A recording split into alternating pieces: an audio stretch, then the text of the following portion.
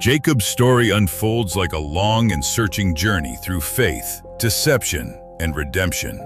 It echoes across generations, reminding us that the path God writes through human lives is rarely simple. In a world where cleverness often seems to prevail over integrity, Jacob's life quietly confronts us with deeper questions about the human heart and about the mysterious ways of God. Have you ever wondered how the Lord can work through imperfect people to accomplish His purposes?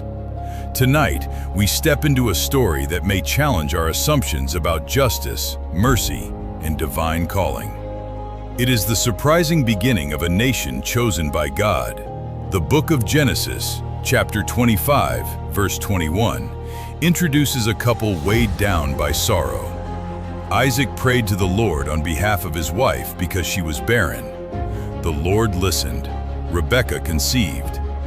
To understand the depth of this moment, we must remember what barrenness meant in the ancient world. It was often seen, not simply as sorrow, but as a silent shame carried in the eyes of society. For 20 long years, Rebekah lived beneath that weight of sorrow and expectation. Imagine the quiet grief that must have settled into their home.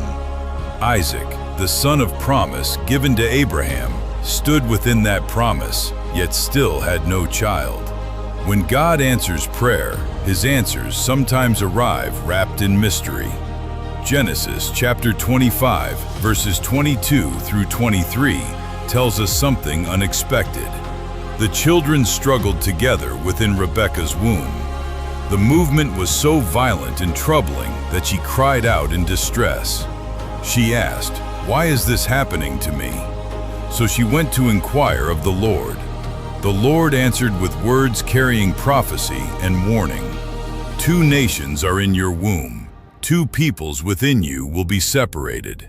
One people will be stronger than the other, and the older will serve the younger." Rebekah's pregnancy became more than the beginning of a family. It marked the quiet beginning of a conflict that would shape generations. The prophecy overturned the expectations of human tradition, where the older son normally ruled.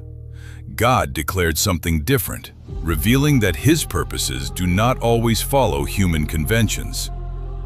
Genesis chapter 25, verses 24 through 26, describes the moment the children entered the world. When the time came for Rebekah to give birth, there were twins in her womb. The first child emerged red, his body covered with hair like a garment. They named him Esau. Moments later, his brother followed, his tiny hand grasping the heel of Esau. Because of this, he was named Jacob. Isaac was 60 years old when these sons were born to him. From the beginning, the contrast between the brothers was striking. Esau appeared rugged and wild from the moment he entered the world. Jacob arrived grasping his brother's heel, as though already striving for something beyond the moment. It was a small gesture that seemed almost prophetic. As the boys grew, their differences became clearer. Genesis chapter 25, verses 27 through 28, explains that Esau became a skillful hunter, a man of the open country. Jacob preferred a quieter life among the tents. Isaac loved Esau because he enjoyed the taste of wild game. Rebekah loved Jacob. Esau represented strength and adventure in the ancient world, a man of the field. Jacob remained close to home, thoughtful and reserved. Beneath these differences lay a dangerous fracture caused by parental favoritism. Isaac favored one son, and Rebekah favored the other. In that division, the seeds of future conflict were quietly planted. It stands as a timeless warning about the wounds unequal love can leave within a family. The turning point in the brothers' youth arrived through an event that seemed ordinary at first glance. Genesis chapter 25, verses 29 through 34 recounts the moment. One day, Jacob was cooking a pot of stew. Esau returned from the open country, exhausted and starving. He said quickly that he wanted some of the red stew because he was famished. Because of this moment, he would later be called Edom. Jacob calmly replied that Esau must first sell his birthright. Esau responded in desperation, saying he felt as if he might die, and asked what good the birthright would be then. Jacob insisted that Esau swear an oath first.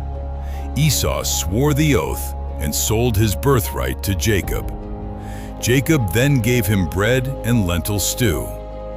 Esau ate, drank, stood up, and left. Scripture concludes the moment with a quiet but devastating statement that Esau despised his birthright. This brief exchange reveals something profound about both brothers. Esau was driven by immediate hunger, allowing urgency to rule his thinking. Trading a birthright for a single meal showed a heart that valued the present more than the promise. Jacob, however, recognized opportunity. Where Esau acted impulsively, Jacob calculated carefully. He understood the value of what Esau was willing to discard and seized the moment. His actions may trouble modern readers, yet they revealed determination to obtain the inheritance. The exchange of a birthright for a meal became a lasting symbol. It revealed Esau's recklessness and Jacob's opportunistic resolve. Interestingly, the biblical text does not immediately deliver a moral judgment. Instead, Scripture allows the story to unfold gradually. Over time, this decision would shape the destinies of both brothers and their descendants. The birthright represented more than material inheritance. It carried spiritual authority, covenant promise, and leadership within the family. By treating it lightly, Esau showed little reverence for the promises given to Abraham. For Jacob, obtaining the birthright marked the first step in a much longer journey toward God's promise. Though his methods were flawed, Jacob possessed a relentless desire for divine blessing. That desire would lead him into conflict, danger, and eventual transformation. Here we begin to see a quiet truth emerging. God often works through people who are far from perfect. Jacob's story reminds us that the Lord's purposes are not limited by human weakness. Even human flaws can become threads in the tapestry of God's greater design. Genesis chapter 27, verses 1 through 14 brings another turning point. Isaac had grown old and his eyesight had become very weak. One day he called his older son Esau. Esau answered his father respectfully. Isaac said that he was old and did not know the day of his death. He instructed Esau to take his weapons, go into the field, and hunt game. Isaac asked him to prepare the food he loved and bring it so that he could bless him before dying. Isaac wished to fulfill the sacred duty of giving the patriarchal blessing to his firstborn. Isaac's intention to bless Esau revealed something deeper. Despite the earlier exchange of the birthright, Isaac still favored his older son. Perhaps he did not know about the agreement between the brothers, or perhaps he simply refused to recognize it. Whatever the reason, his decision set in motion events that would alter the history of the family. Genesis chapter 27, verses 5 through 10, introduces Rebekah's role in the story. Rebekah had been listening carefully to Isaac's conversation with Esau. When Esau left to hunt, she called Jacob. She explained that Isaac had asked Esau to prepare food so he could bless him before his death. Rebekah then instructed Jacob to listen carefully to her command. She told him to bring 2 choice young goats from the flock. She would prepare them into a meal that Isaac loved. Jacob would then take the food to Isaac so that he would receive the blessing. Rebekah's plan was daring and dangerous. She was interfering with her husband's intention and placing Jacob within deception. Her actions reflected a mixture of motives, including love for Jacob. She may also have remembered God's prophecy that the older would serve the younger. Perhaps she believed she was helping God's promise come to pass. Or perhaps fear and favoritism clouded her judgment. Whatever the reason, the path she chose would trigger events that no one in that family could fully foresee. Đoạn hội thoại đã chỉnh sửa. Rebecca's conviction ran deep. In her heart, she believed Jacob was the one meant to carry the future of the family. Yet, belief alone would not change Isaac's decision. The plan had already begun with the preparation of the meal. Genesis chapter 27, verses 11 through 17 describes what happened next in the story. Jacob hesitated and spoke to his mother with concern about the danger of the plan. Jacob said that his brother Esau was a hairy man, while he himself had smooth skin, and he feared his father might touch him and discover the deception. Jacob warned that if Isaac realized the truth, he might receive a curse instead of a blessing. Rebekah answered firmly and told her son that if a curse came, it would fall upon her. She urged him to obey her instructions and bring the goats. Jacob obeyed his mother and brought the animals to her. Rebekah prepared the meal carefully in the exact way Isaac loved it. She then took the finest garments that belonged to Esau, the older son, and dressed Jacob in them. She covered Jacob's hands and the smooth part of his neck with the skins of young goats to imitate Esau's rough skin. Finally, she placed bread and the carefully prepared food into Jacob's hands so he could take it to Isaac. In this moment, we see Jacob's hesitation. His concern came mainly from fear of being discovered rather than moral reflection. Rebekah showed strong determination and was willing to bear the consequences if the plan failed. The disguise included Esau's clothing, the scent of the field, and the rough feel of goatskin, revealing how far they were willing to go to deceive Isaac. Genesis chapter 27, verses 18 through 29, brings us into one of the most tense moments in the story. Jacob approached his father and respectfully addressed him. Isaac asked who was speaking because his eyesight was weak and he could not clearly see. Jacob answered by claiming he was Esau, the firstborn son, and said he had done as his father requested. Jacob invited Isaac to sit up and eat the meal so that he might receive the blessing. Adam paused because something felt unusual about the situation. Isaac asked how Jacob had found the game so quickly.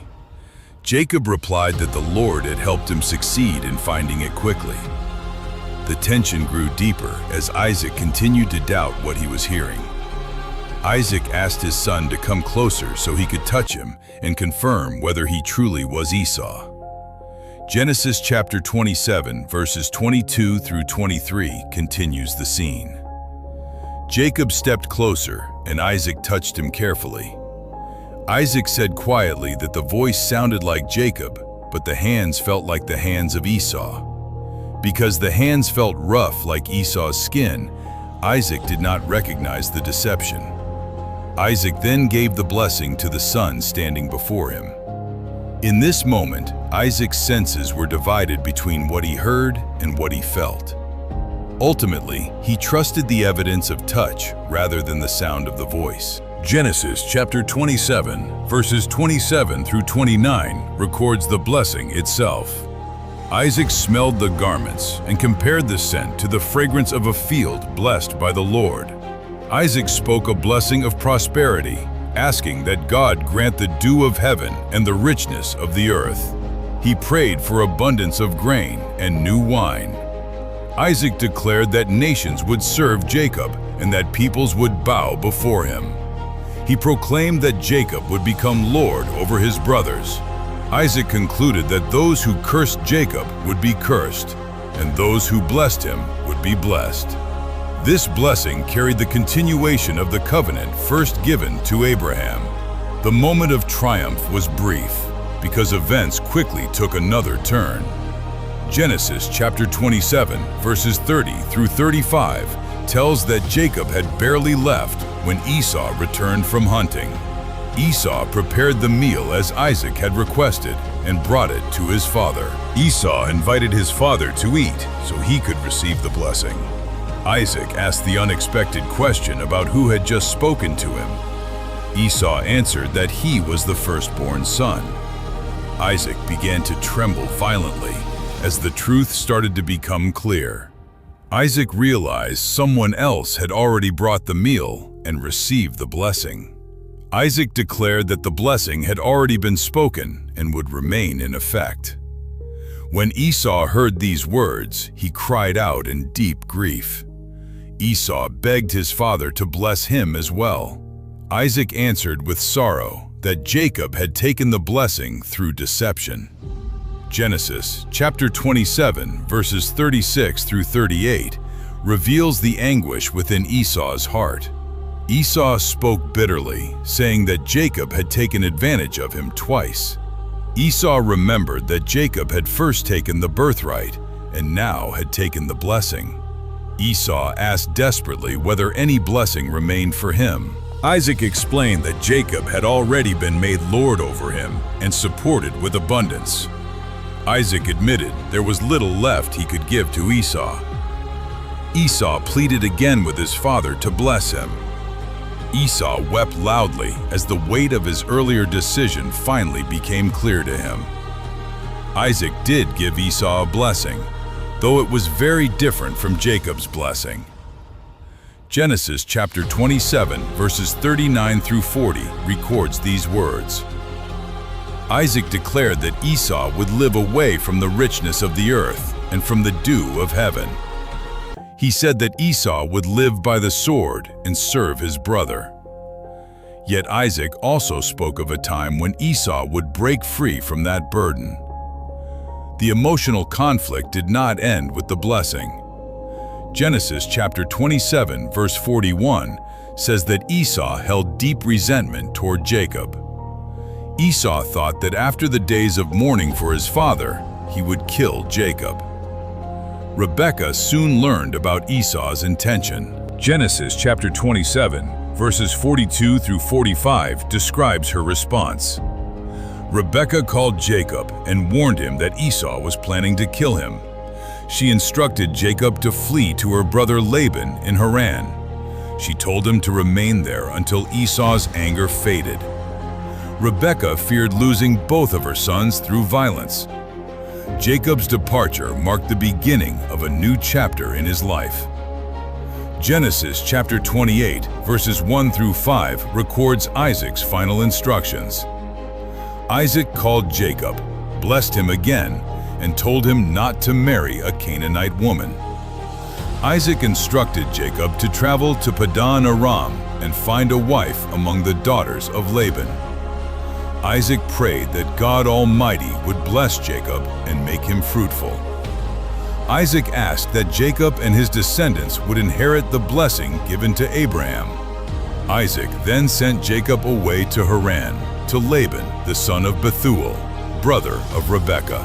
In this moment, Isaac knowingly confirmed the blessing upon Jacob, despite the earlier deception. Jacob's journey to Haran became more than an escape from danger.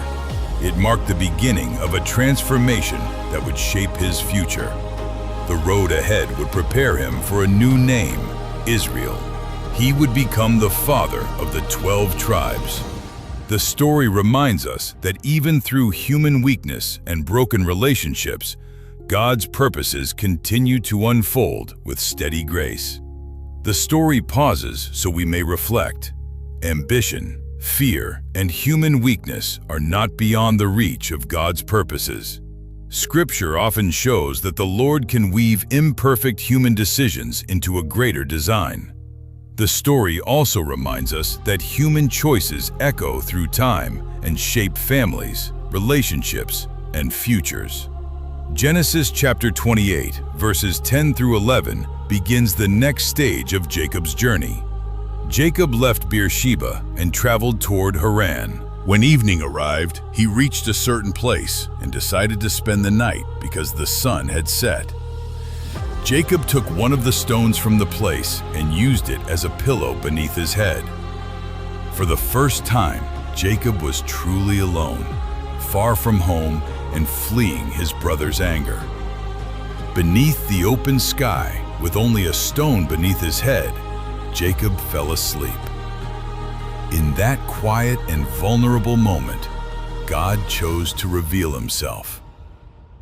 Genesis chapter 28, verses 12 through 15, tells of a dream that became one of the most powerful images in Scripture. Jacob dreamed of a stairway resting on the earth with its top reaching into heaven.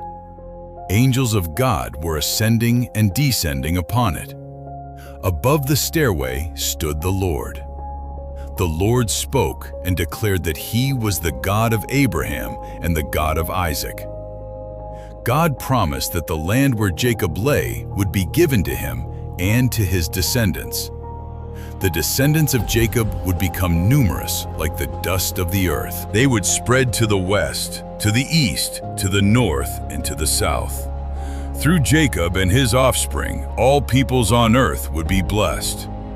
The Lord promised to remain with Jacob and watch over him wherever he went. God promised that Jacob would return safely to the land and that he would fulfill every promise given. The vision revealed that God's presence moves between heaven and earth and is never distant. Genesis chapter 28, verses 16 through 22, records Jacob's response when he awoke. Jacob whispered in awe that the Lord was truly present in that place, though he had not realized it before. Jacob described the place as the house of God and the gate of heaven. Early the next morning, Jacob set the stone upright as a pillar. He poured oil upon the stone as a sacred act. Jacob named the place Bethel, though it had previously been called Luz. Jacob then made a vow before God. He promised that if God protected him, provided food and clothing, and allowed him to return safely, the Lord would be his God. Jacob declared that the stone pillar would become a place dedicated to God. He also promised to give a tenth of everything he received to God. Genesis chapter 29, verses 1 through 12 describes Jacob's arrival in Haran. Jacob came to the land of the eastern peoples and saw a well in a field. 3 flocks of sheep were lying nearby because the well provided water for them. A large stone covered the mouth of the well. The shepherds usually waited until all flocks gathered before rolling the stone away. Jacob asked the shepherds where they were from. They replied that they were from Haran. Jacob asked whether they knew Laban, the grandson of Nahor. The shepherds said they knew him and that his daughter Rachel was approaching with the sheep. When Jacob saw Rachel approaching with the sheep, he felt a strong emotion. Jacob rolled the heavy stone away from the well and watered the sheep of his uncle Laban. Jacob greeted Rachel and wept with emotion. He explained that he was the son of Rebekah and a relative of her father. Rachel ran quickly to tell her father about Jacob.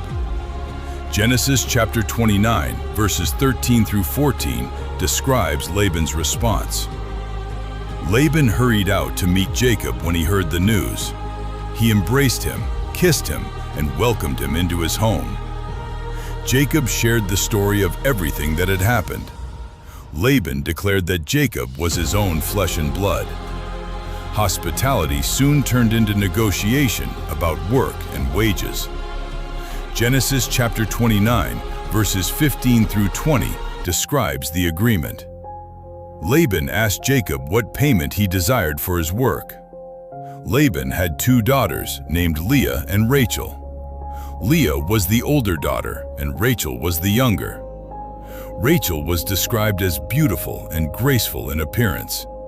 Jacob loved Rachel deeply. Jacob offered to work 7 years in exchange for Rachel's hand in marriage. Laban agreed to the arrangement.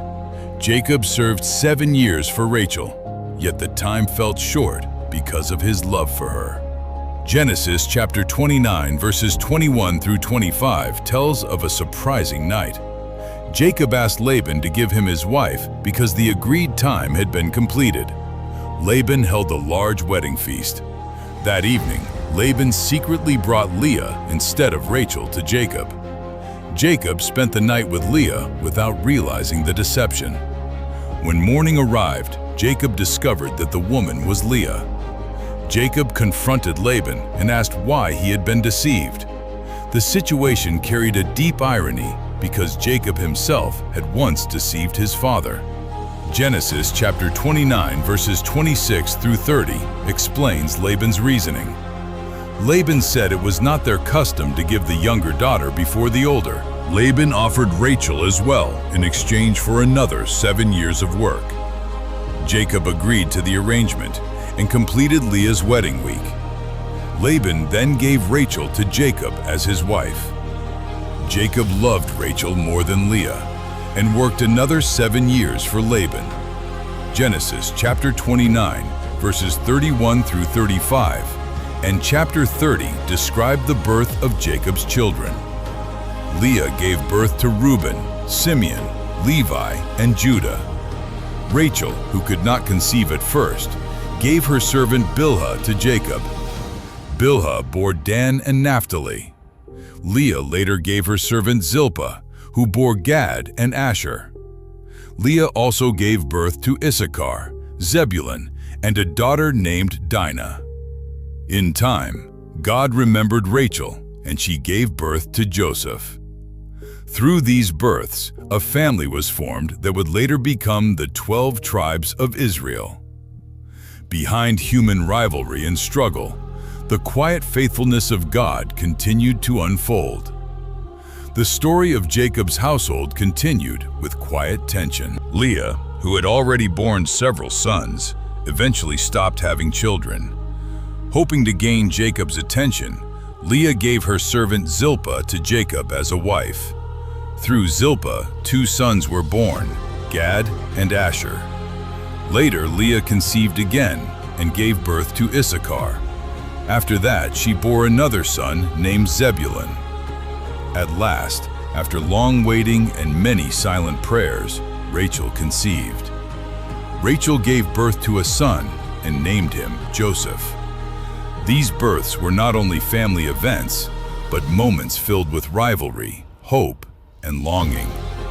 Each sister hoped that motherhood would draw Jacob's affection closer to her. The names of the children reflected gratitude, sorrow, hope, and quiet triumph. During the years in Haran, Jacob changed greatly. He had arrived as a wandering young man, but now stood at the center of a large and complicated household. Through labor, hardship, and family conflict, he experienced the consequences of earlier choices. Yet even amid rivalry and imperfection, the promise of God slowly unfolded. Genesis chapter 30, verses 25 through 28 marks a turning point. After Joseph was born, Jacob asked Laban to allow him to return to his homeland with his wives and children. Jacob reminded Laban of the work he had faithfully done over many years. Laban asked Jacob to remain, explaining that he believed the Lord had blessed his household because of Jacob. Laban told Jacob to name his wages and promised to pay him.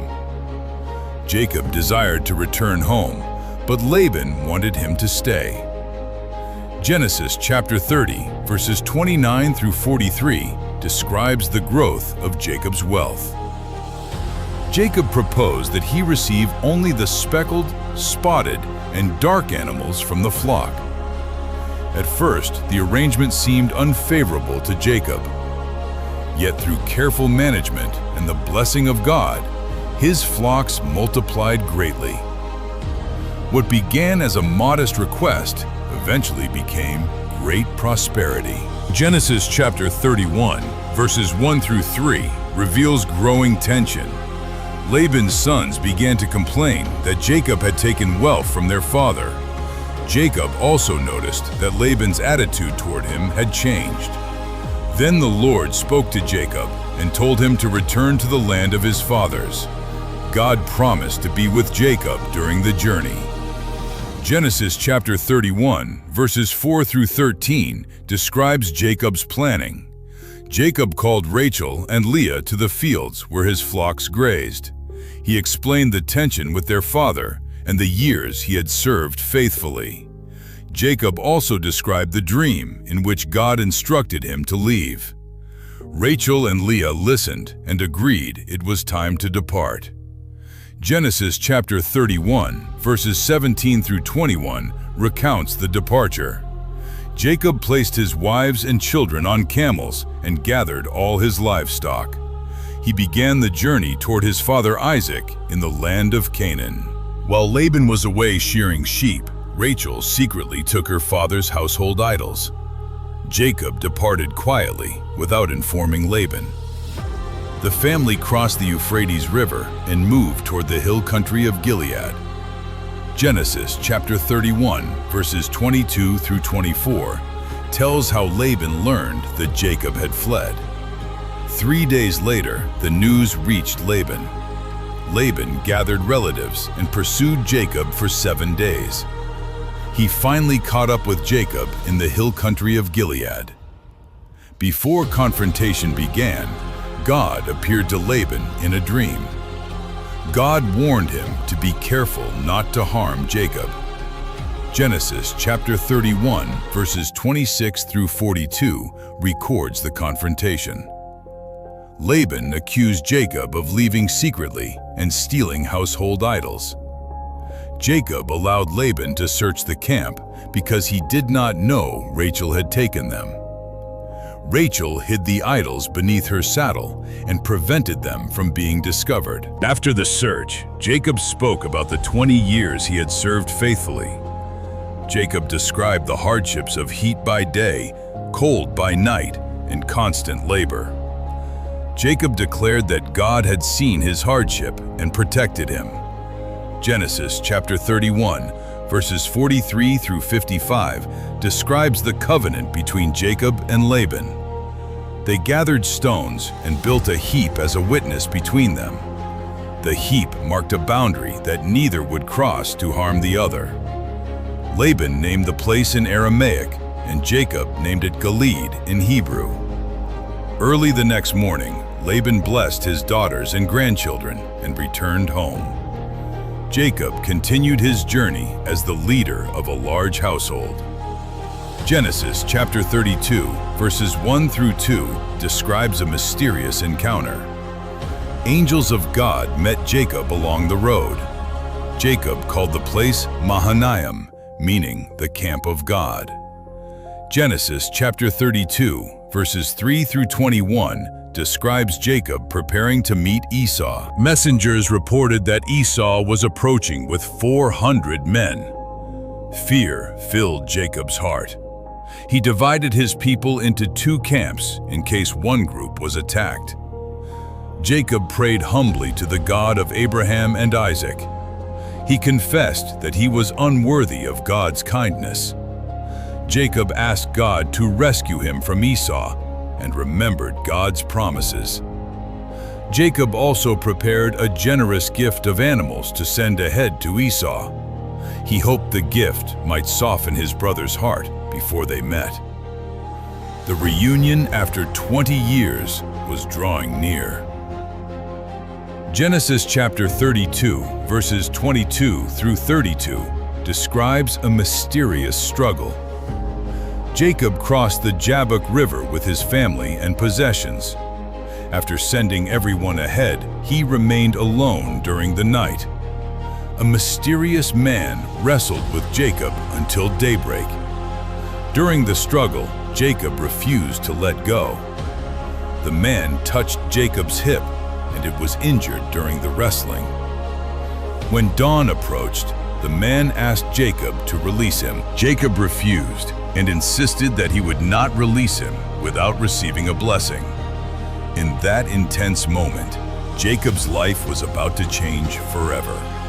In the quiet darkness beside the river, the struggle continued between Jacob and the mysterious man. The man asked Jacob to release him because the dawn was approaching. Jacob held on with determination and refused to let go. Jacob declared that he would not release the man unless he received a blessing.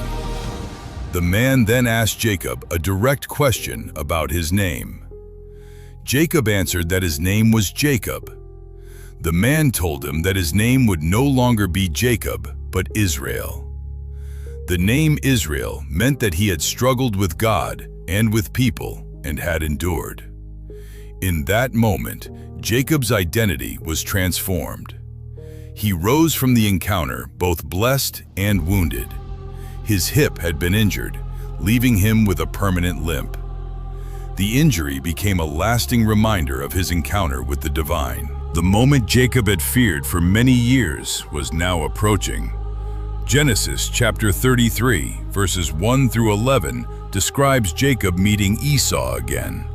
Jacob saw Esau approaching with 400 men walking beside him. Jacob carefully arranged his family before the meeting. The servants and their children went first. Leah and her children followed behind them. Rachel and Joseph walked last. Jacob himself walked ahead and approached Esau. He bowed to the ground repeatedly until he reached his brother. The gesture showed humility and a desire for peace. Esau ran toward Jacob and embraced him. The brothers embraced, and both began to weep. The conversation that followed showed generosity from both brothers. Jacob urged Esau to accept the gifts he had prepared earlier. Jacob explained that God had been gracious to him and that he had enough. After their peaceful reunion, the brothers separated again. Esau returned toward the region of Seir. Jacob traveled to a place called Succoth. There, Jacob built shelters for his livestock and a place for his household. Later, Jacob settled near the city of Shechem in the land of Canaan. Genesis chapter 33, verses 18 through 20 records his arrival there. Jacob purchased a piece of land from the sons of Hamor for 100 pieces of silver. He pitched his tent on that land.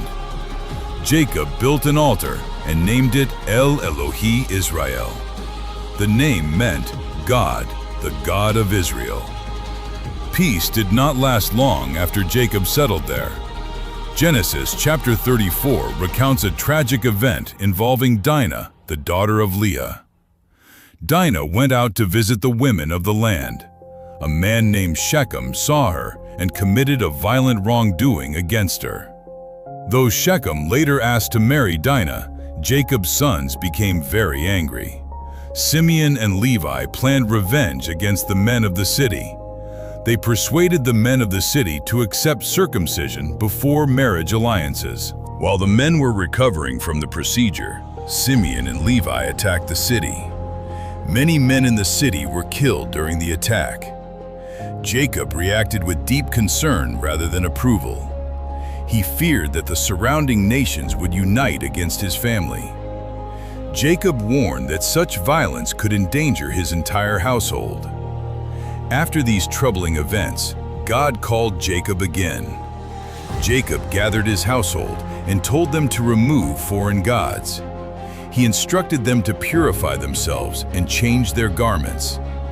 Jacob said they would travel to Bethel to build an altar to God. He remembered that God had answered him during a time of distress. At Bethel, God reaffirmed his covenant with Jacob. God declared again that Jacob would be called Israel. God promised that nations and kings would come from his descendants. The land promised to Abraham and Isaac would also belong to Jacob and his descendants. Soon after leaving Bethel, the family faced sorrow. Rachel went into difficult labor while traveling near Ephrath. She gave birth to a son, but her strength faded. Rachel named the child Ben-Oni, meaning son of sorrow. Jacob renamed him Benjamin. Rachel died and was buried near Bethlehem.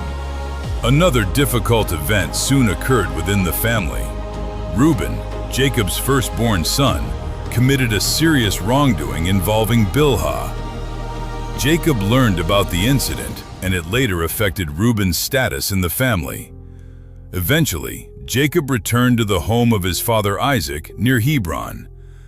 Isaac lived 180 years before passing away. Both Esau and Jacob buried their father together. From this point, the narrative begins to focus on Joseph. Jacob loved Joseph deeply because he was born during his old age. Jacob made a special robe for Joseph. Joseph's brothers saw the favoritism, and resentment grew in their hearts. Joseph had dreams that intensified the tension among his brothers. In one dream, the bundles of grain belonging to his brothers bowed to his bundle. In another dream, the sun, the moon, and 11 stars bowed before him. These dreams suggested a future none of them yet understood. Instead of hope, they stirred jealousy among Joseph's brothers. The brothers began plotting harm against Joseph. They spoke about harming him and hiding the truth. Reuben intervened and urged them not to take Joseph's life. Reuben hoped to rescue Joseph later and return him safely to their father. Thus, the story continues, shaped by human jealousy and the unfolding purpose of God. Reuben tried to calm the anger of his brothers and suggested leaving Joseph in the wilderness without harming him. Reuben secretly hoped he might later rescue Joseph and return him safely to their father. Another voice then changed the direction of events. Judah suggested that killing their brother would bring no gain. Judah proposed selling Joseph to passing traders instead. The brothers agreed with the suggestion. When traders passed by, Joseph was taken from the cistern and sold. Joseph was sold for 20 shekels of silver and taken toward Egypt. The jealousy of the brothers set in motion a story far beyond their understanding. The brothers returned home with a carefully prepared deception. They slaughtered a goat and dipped Joseph's robe in its blood. They presented the robe to their father and asked him to examine it. Jacob immediately recognized the garment as Joseph's robe. Jacob concluded that a wild animal had attacked Joseph. The deception cast a long shadow over the household. Genesis chapter 37 describes the depth of Jacob's sorrow. Jacob tore his garments and wore sackcloth in mourning. Day after day, he grieved deeply for his son. His family attempted to comfort him, but he refused consolation. Jacob believed he would mourn for Joseph for the rest of his life. Time passed, and a severe famine spread across the land of Canaan. Jacob told his sons that grain could be found in Egypt. He instructed them to travel there and buy food so the family could survive. This decision would eventually lead to an unexpected reunion.